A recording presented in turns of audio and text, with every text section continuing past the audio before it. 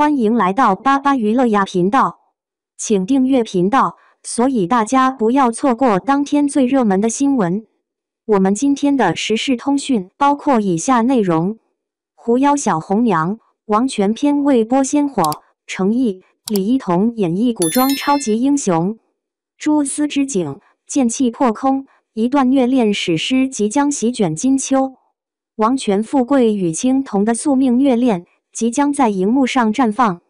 由程毅、李一桐领衔主演的《狐妖小红娘》王权篇自开机以来就备受关注，如今已锁定2025年11月爱奇艺独播。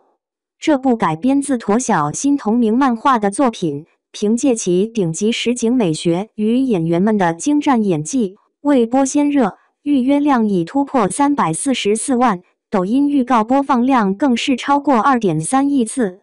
01道门兵人与蜘蛛精禁忌之恋的宿命与救赎。狐妖小红娘王权篇讲述了王权世家最强兵器王权富贵与蜘蛛精青铜跨越种族与命运的虐恋故事。作为一气道盟的终极兵器，王权富贵诚意自幼被家族禁锢，以斩杀妖怪为己任。他的生活没有自由，被剥夺情感，直到遇见青铜李一桐一个以间谍身份潜入王权家，却逐渐动摇他信念的妖族少女。剧中，青铜以蛛丝为笔，为王权富贵织就外界风景的画面，成为贯穿全剧的浪漫符号。而王权富贵为守护爱人甘受万箭穿心之痛，更被粉丝称为古偶虐恋天花板。两人从敌对到相知，共同挑战人妖对立的宿命，最终在苦情树下许下转世续缘的誓言。02从冰冷兵器到觉醒之人，层次分明的角色蜕变。程毅饰演的王权富贵是王权霸业与东方怀竹之子，自幼被作为道门兵人培养。他的孤傲与压抑在遇见青铜后逐渐瓦解，从初次为妖疗伤的恻隐之心，到为爱舍弃王权剑，直面家族围剿。程毅通过细腻的眼神变化与肢体语言，将王权富贵从兵器到觉醒者的蜕变演绎得极具张力。李一桐饰演的青铜，表面是毒娘子安插的间谍，实则是身世凄苦的蜘蛛精。他以蛛丝之景的温柔与无畏，牺牲的勇气，成为王权富贵冲破枷锁的关键。剧中，青铜的一句"让我成为你的眼睛"，不仅是对自由的向往，更是对平等与爱的终极诠释。03东方奇幻美学的视觉盛宴，制作亮点引爆期待。狐妖小红娘王权篇在制作上力求还原漫画精髓，剧组耗时数月搭建王权山庄、涂山苦情树等核心场景，将漫画中的天地一剑巨象化为金色符咒与玄铁巨剑交织的恢宏画面。剧中王权剑意的设定被视觉化为金色剑气与血色符文的碰撞，王权富贵已燃命之际凝剑的场面，结合慢镜头与粒子特效，展现人兵一体的悲壮美学。服饰方面，王权富贵的道袍以太极纹饰与金线刺绣凸显其世家身份，青铜的纱质衣裙则缀以蛛网暗纹，暗喻其妖族血脉。剧组还远赴敦煌雅丹地貌实景，复刻古典画境，竹林雪景采用真雪造景，单场雪夜火戏成本超200万元。04破圈与争议，漫改剧的平衡之道。狐妖小红娘王权篇自2024年开机以来就备受瞩目，程毅与李一桐的 CP 感获赞眼神拉丝。但部分原著党质疑剧版弱化了王权霸业与东方怀竹的支线剧情。此外，王权富贵燃命战毒娘的原创情节，虽强化戏剧冲突，却被指偏离漫画设定。青铜人设的调整也引发热议，从主动救赎者转为被动等待者，新增姐弟骨科线蜘蛛精联盟支线，偏离原著初衷。话题狐妖小红娘毁经典阅读量超3亿加。前作月红篇竹叶篇因魔改和特效口碑崩塌，也加剧了观众对制片团队信任危机。05市场热度与商业价值，预约量破纪录的爆款预定。尽管面临争议，《狐妖小红娘》王权篇的市场表现却十分亮眼。截至7月6日，该剧在爱奇艺站内预约量达344.8万，成为爱奇艺年度最受期待剧集之一。微博话题阅读量累计10亿加，显示出极高的公众关注度。商业价值方面，《王权富贵》同款白玉发关淘宝预售额破5000万。LV 推出联名款王权剑，迪士尼甚至竞购翻拍权。剧集还计划进行文化输出，复刻古画意境的朱红宫墙与雪山竹林获央美认证。巴黎圣母院邀约王权建议灯光秀。随着11月播出档期的临近，《狐妖小红娘》王权篇已锁定爆款潜力。它不仅是一场关于爱与信仰的东方奇幻叙事，更以打破宿命的主题，呼应了当代人对自由与平等的永恒追求。《狐妖小红娘》王权篇之所以能在未播出之前就引爆全网，除了原著粉丝的情怀加持，更因为这部剧本身在内容立意、视觉风格与演员阵容上，几乎集合了古装奇幻剧的一切爆款要素。程毅、李一桐这对主演搭档，用极强的代入感和角色契合度，为这段跨越人妖两界的宿命之恋赋予了独特的灵魂。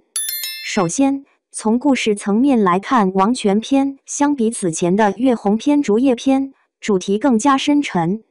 它不再只是单纯的狐妖恋人故事，而是一次关于命运、信念与自我觉醒的哲学探讨。王权富贵作为一气道盟的人形兵器，象征着理智与制度的极致；青铜作为妖族间谍，则代表情感与自由的对抗。当冷峻的冰人与柔情的蜘蛛精相遇，剧集真正的灵魂冲突由此诞生。那是关于人性与命令的撕扯，也是心与剑的博弈。程毅在剧中将王权富贵的角色层次刻画得极其细腻。前期的他如寒铁般克制，眼神中没有温度，但随着与青铜的羁绊加深，那份沉睡的情感逐渐被唤醒。从斩妖除魔到为妖而战，这一路的转变既是情感觉醒，也是人格重生。程毅那种近乎极致的压抑爆发式表演，让王权富贵的悲剧性更具撕裂感。尤其是他在苦情树下含泪许下若有来世，在不畏兵的誓言时，那一瞬间仿佛连天地都为之动容。李一桐饰演的青铜，则是一种柔中带刚的存在。她的美不是艳丽，而是带着生命的执着与悲悯。青铜用蛛丝为王权富贵织画的桥段，堪称全剧最浪漫的象征。那不是单纯的爱意表达，而是一种为他重绘世界的勇气。李一桐以细微的情绪起伏和温柔的语调，将妖的魅惑与人的真情结合得恰到好处，让青铜这个角色在悲剧命运中依然闪耀着人性的光辉。从制作角度而言，《王权篇》无疑是近年来古装奇幻剧中最具东方美学风范的作品之一。剧组在场景搭建上精益求精，王权山庄的金碧辉煌，涂山苦情树的梦幻之境，敦煌雅丹的荒凉与壮丽，每一帧画面都可作壁纸。尤其是天地一剑名场面，导演采用了高帧慢镜头与粒子特效结合的拍摄手法，剑意流转间呈现出恢宏的史诗质感。那种视觉冲击与情感浓度，让人仿佛置身于一幅流动的国风画卷之中。值得一提的是，王权篇的服化道设计也极具巧思。王权富贵的白金道袍象征纯净与尊贵，袖口的金线流纹代表他内心被封印的灵魂，青铜的墨紫色纱裙则绣以蛛网暗纹，象征他命运的禁锢与纠缠。每一处细节都暗含角色命运的隐喻，使视觉与剧情融为一体。当然，作为改编作品，《王权篇》也难免面临魔改争议。部分原著党认为剧版削弱了王权霸业与东方怀竹的篇幅，加入了燃命战毒娘等原创情节。这种改动虽然提升了戏剧张力，却也让剧情略显商业化。然而，从影视创作角度看，改编从来不是简单复刻，而是要在尊重原著精神的前提下，实现影像表达的再创造。剧版选择以王权富贵与青铜的爱情为核心，强化情感线与视觉冲击力，恰恰符合当下观众的审美趋势。从市场表现来看，《狐妖小红娘》王权篇的热度几乎可以用现象级来形容。仅预告上线3天，播放量便突破2亿次，爱奇艺站内预约人数突破340万，稳居年度榜首。社交平台上，程毅、李一桐眼神系青铜之画王权富贵燃命一剑等话题持续登上热搜，粉丝二创层出不穷。可以说，这部剧的火爆不仅源于原著基础，更来自其精准的情感共鸣。总的来说，《狐妖小红娘》王权篇是一次传统与创新并存的东方奇幻尝试。它既有宏大的世界观构建，又有细腻的人性描摹，既能打动人心，也足够视觉震撼。正如片尾曲歌词所写：“一剑断情，一笑成缘。”这不仅是王权富贵与青铜的故事，也是每一个在命运与信仰之间挣扎的灵魂的映照。可以预见，当这部剧在2025年11月正式播出时，它不仅会成为古装剧市场的又一颗重磅炸弹，更可能掀起一场属于东方浪漫与宿命救赎的文化狂潮。